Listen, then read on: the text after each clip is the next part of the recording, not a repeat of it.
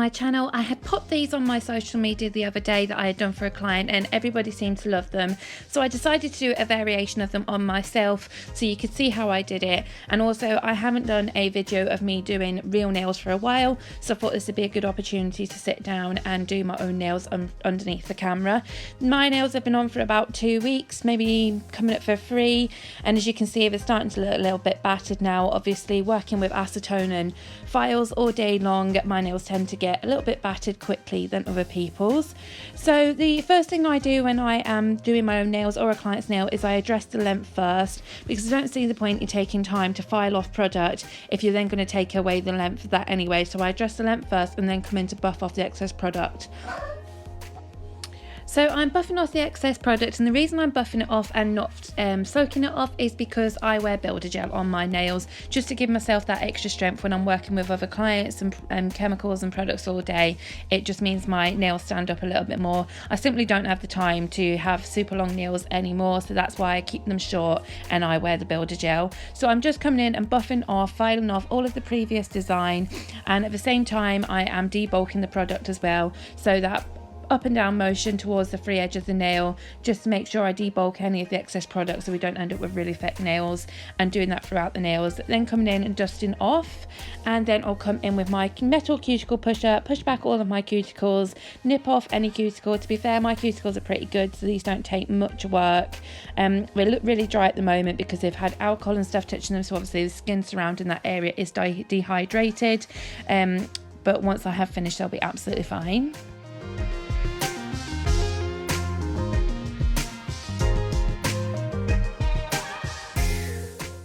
You could of course use an e-file to take off your previous design and debolt your product, and you could also use cuticle bits to do all of your cuticle work, which I do sometimes do, but when I'm working on myself I actually find it just as quick to hand file and do my cuticle work myself. Working on a client, I would probably use an e-file for some of this work.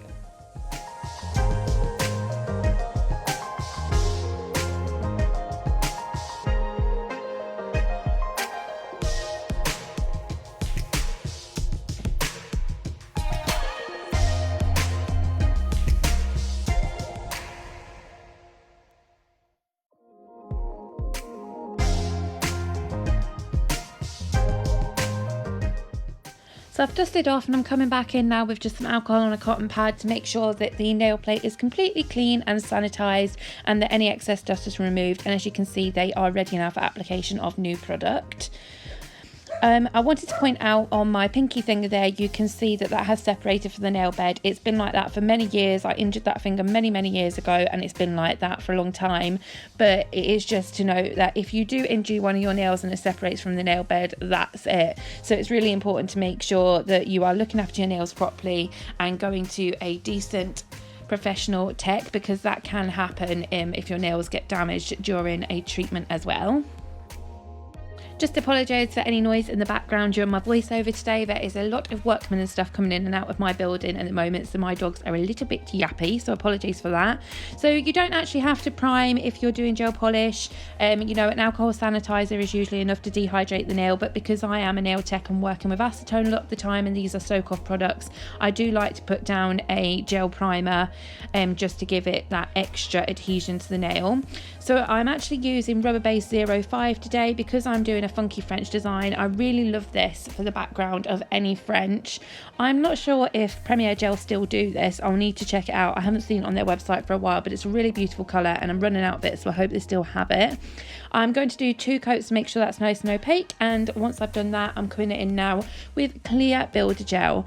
Now you will see that the consistency is runnier than it would normally be. That is because I have warmed it up. You can warm up these gels on like a cup warmer, you know, those things you put a cup of tea on to keep them warm. You can get gel warmers as well. I just like to do that because if I want to do a really thin layer and avoid lots of filing work, if I warm the gel up, it thins the consistency out slightly, it has a less thick viscosity, and I can just do a nice thin layer. So I'm doing a layer that's thick enough so that when I buff over and smooth, I'm not going to lose that strength and that extra layer, but thin enough that I'm not adding loads of extra bulk to the nail. I don't need it. I'm working on natural nails. I don't need to build an apex or anything like that. So coming back in and cleansing over again, removing that sticky layer, and then I'm really sorry about my filing angle on this, it wasn't the best. I'm just going to smooth over with the 180 side grit of my file. I don't need a harsher grit than that because gel files up so quickly and easy. And once I'm happy that they're all nice and smooth and that the contour of the nail is correct, I'll just buff over with a white block.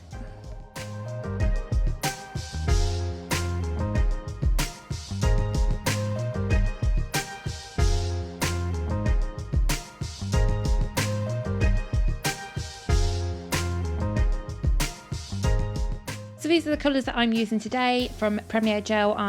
From the top it is Victoria, then Cinderella, Parma Violets, Jewel and Mint Magic. And I'm also going to be using this glitter from Stella. This is actually a bunch of her glitters mixed up together. I'll list them all down below. It's just easier for me to have a bunch of hearts in a pot of different colours. But I'll list the ones that are there down below. I'm using a liner brush and I've just decanted that onto some backing paper. So this is really, really simple. Just coming in with your liner of your first colour and just drawing lines on the nails. Just randomly placed, random lengths down the nail to make sure you have a good variety. Once I'm happy with those, I'll pop into the lamp for 10 seconds to flash cure, move on to the next colour and just repeat that with all of the colours until I'm happy with the design that I've created.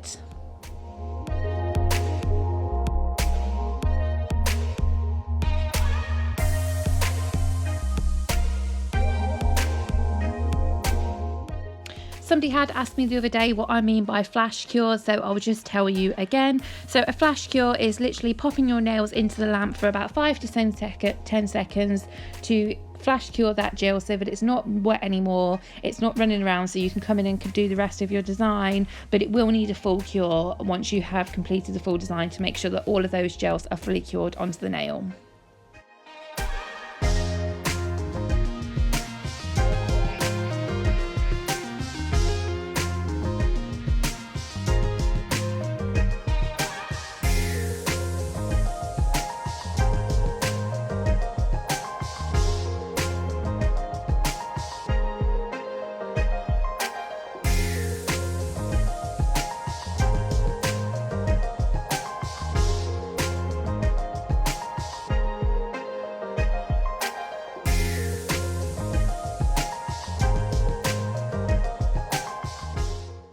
Now I've got all of my lines and different colours onto the nails and I'm happy with it. I'm coming in with a layer of rubber base onto the two fingers I'm going to place the hearts.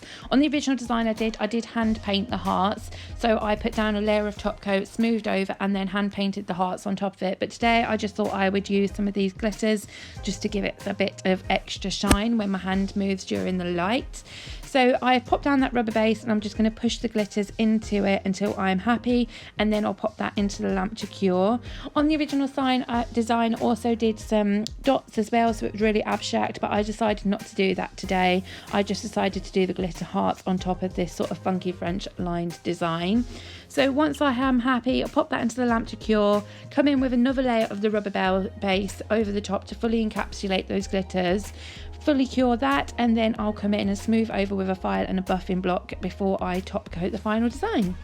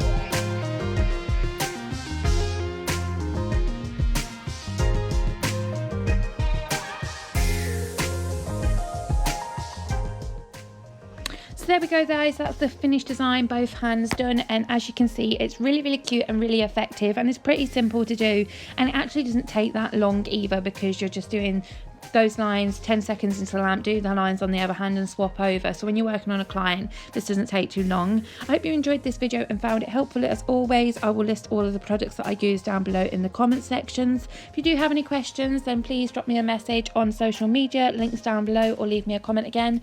And please thumbs up, like and subscribe this video if you enjoyed it, and I'll see you again soon in the next one.